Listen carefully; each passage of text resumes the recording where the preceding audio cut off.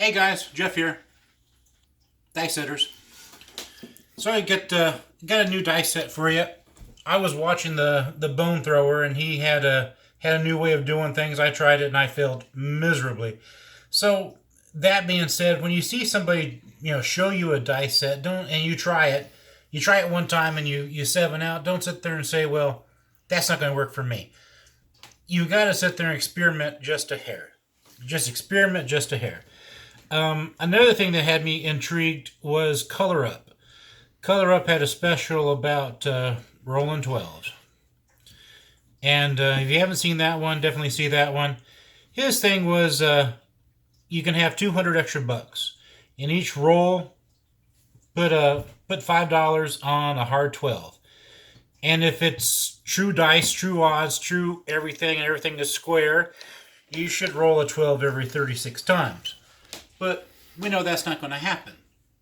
But if it does, you'll just keep on making a profit.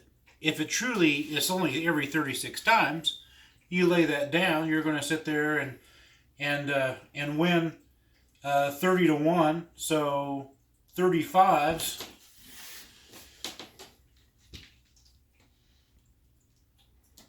equals 150. So if I had 200 bucks, and if I hope to hit that sooner than 30 times, I mean, you're still going to be in the green. But if you have a way of knowing when you're going to hit 12s or 2s, or if you hit them periodically more often than so, why not? Let's say every 10 shots, you can sit there and roll a 10, not a 10. You can roll a 2 or a 12. Well, that pays $150 for every $5. If you could hit that every 10 rolls, be a no-brainer. That'd be a cool side bet. But these side bets are made to eat your money. So, just a little thing. So, the Bone Thrower, he was doing a 4-2-2-4, and I'll show it to you as if you were rolling it.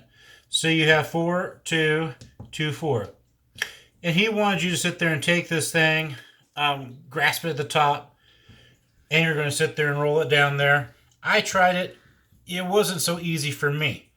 But I will sit there and show you what I learned about it. The biggest thing, like I mentioned about the 12. If you can sit there and start with 12, let's say you started with a hard way. Let's say you started with a hard way set. And let's say you were able to make 12 always happen. I mean, that'd be cool. But the bad thing about the hard way set is called double pitching. And you go, I've heard that before, but what does that mean?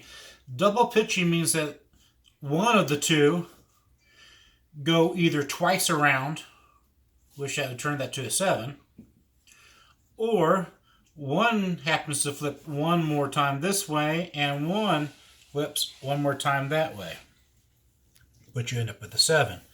So that's uncool. We don't want 7s. So if you had a 4-2-2-4, the cool thing about this one is that if you were to sit there and move it twice, you don't have anything that would make a 7. However, if one should move and the other one does not, and it ends up one up or one down, you do have a 7. So you just have to keep them together, close combination together, and release point together. Once you do that, you're not going to roll a 7. So you have an access point. And I'm going to sit there and roll it with my fingertips up on edge, just like that. And then I'm going to throw it. And my access point should sit there and continually roll this direction as it's going down the table.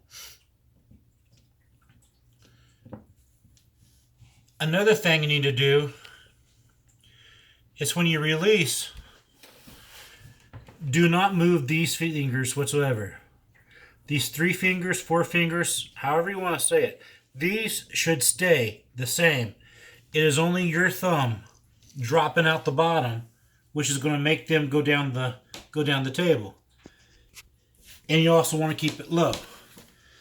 So if you ever see someone sit there and throw it, like this, and they just scatter, the reason why is because they're releasing their fingers first instead of their thumb. So we're going to begin with it on edge. I'm not going to get it high. I mean, if I really wanted it high, I could knock out satellites with this thing and have it come down and still be right where I want it. But I don't want this thing high. I want it just low and go. Now I say that and I just rolled a 7. I think this roll would be just a tad bit better if my table had a hair of a bounce to it. Some people will sit there and try a roll and say, well, I didn't make it, I need another roll. Just because you rolled a 7 on the first try doesn't mean it's the end of the world. Keep it low. I'm going to mark my 7.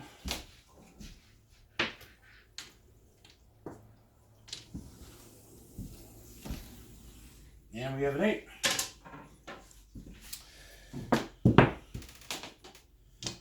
If this works correctly, you should hit a lot of 4s and 6s and 8s.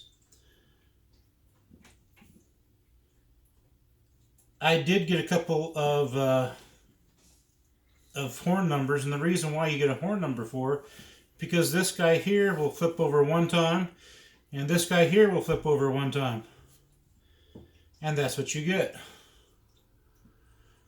But if we keep our spin on there correctly, that shouldn't happen. But if you do happen to get a 2, a 3, that's what's going on. There goes a hard 6.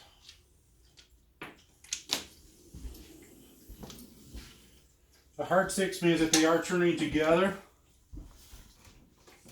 but one's actually flipping a lot further than the other one is.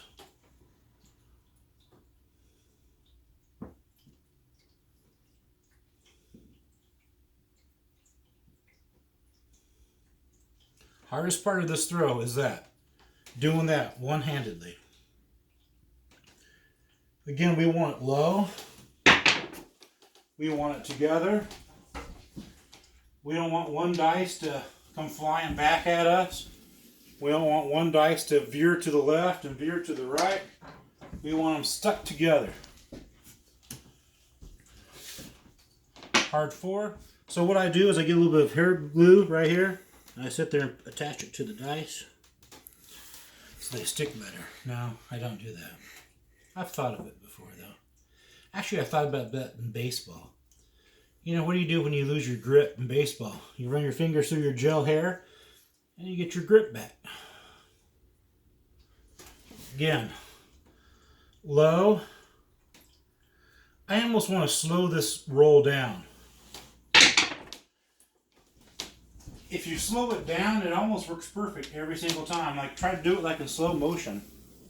There goes a 5. And like I said, you're going to do 5, 6s, and 8s.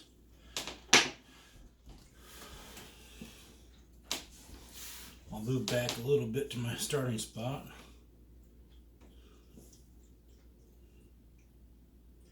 Three fingers is all I have on it. My pinky is only there for keeping them in line. And they are on the slant before I sit there and roll it. And again, you just kind of want to slow motion. Together, that was perfect. They didn't roll all over the table. When you're dice setting, that's the last thing you want to happen. To watch your dice roll around the table for about a mile. Because you know when that happens, you're going to hit a 7.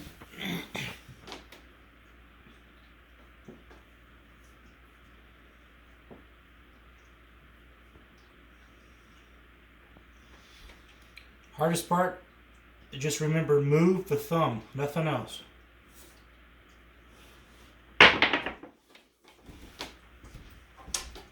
There was a 9.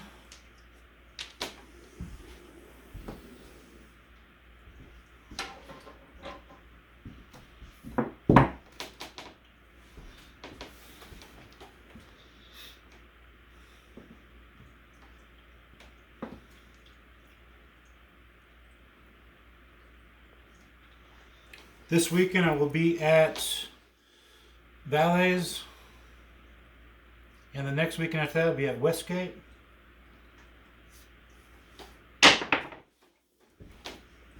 Heartache.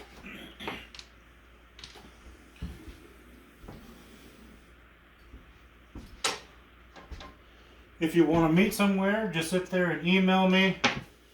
It's a real hard email, dicesetters@gmail.com. I think that's the way it is pretty much for almost every YouTuber.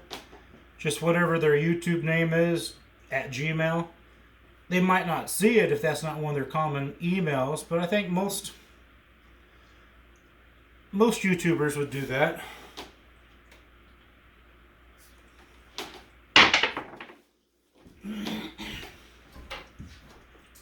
See how that last one shot across? That's a scary sight. Because most time when that happens, that means you're going to get that nasty 07. 8.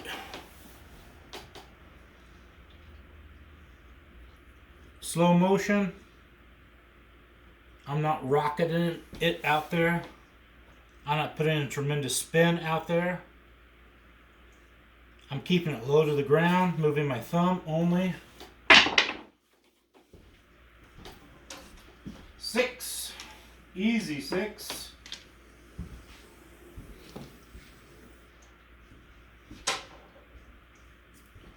Here's the thing, if you got money all the way across, I haven't hit a 10 yet. Take your 10 down. If you still have money on it, you can sit there and bring a little pad, paper, and as you're rolling, keep track of what you're rolling. It's going to give the casino something to talk about. Hey, that weird guy over there, he's back, he's making notes. And every once in a while, yell out, Eureka!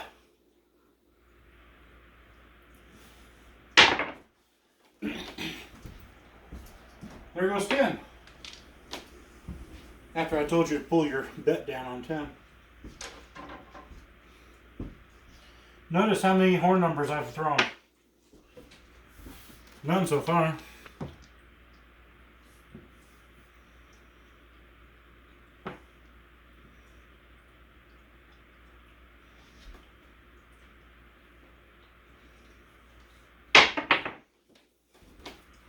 Four.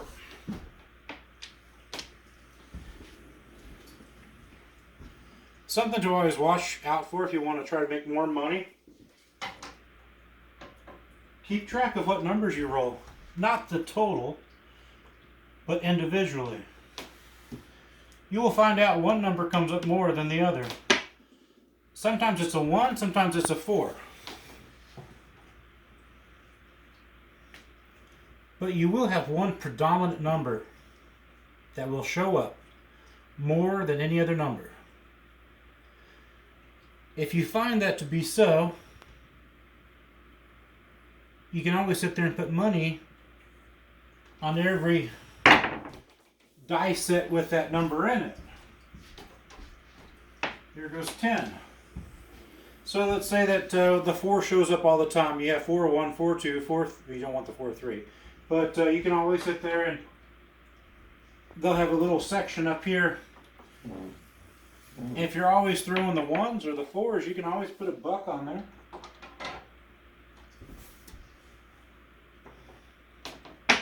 It's just another way to make money, but if you don't keep track of what you're throwing, you might as well just throw that money to me and I'll put it in my pocket.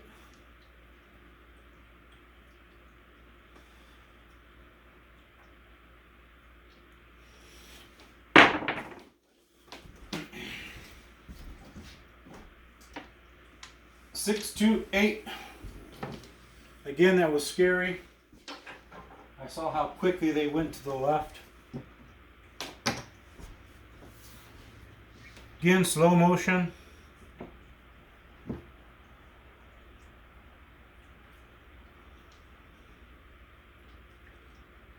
Nothing too drastic. Let the thumb out. 10. 6, 4, 10.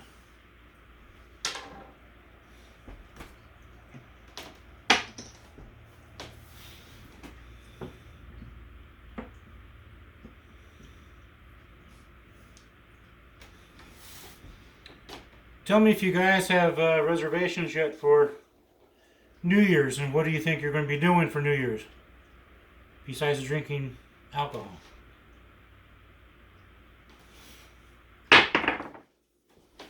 There goes 7. This one came up too fast for me. I started thinking about alcohol.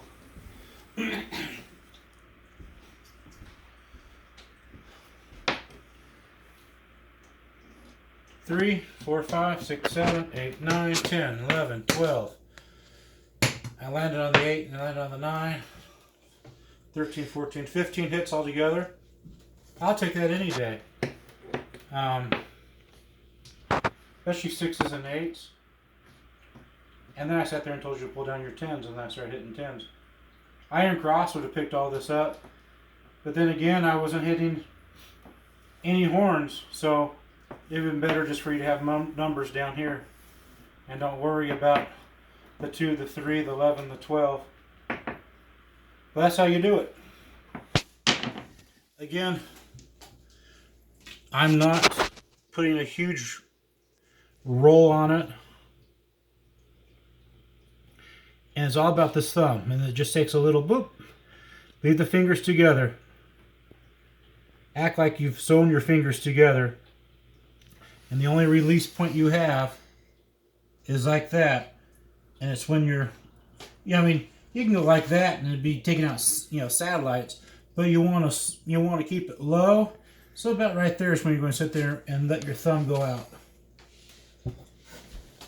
There you are. Have a good one. Like, share, subscribe. Please sit there and subscribe. I need to have 3,000 subscribers so I can go live. So if you're watching this and you're not a subscriber, hit subscribe. Thanks, guys. Have a good one.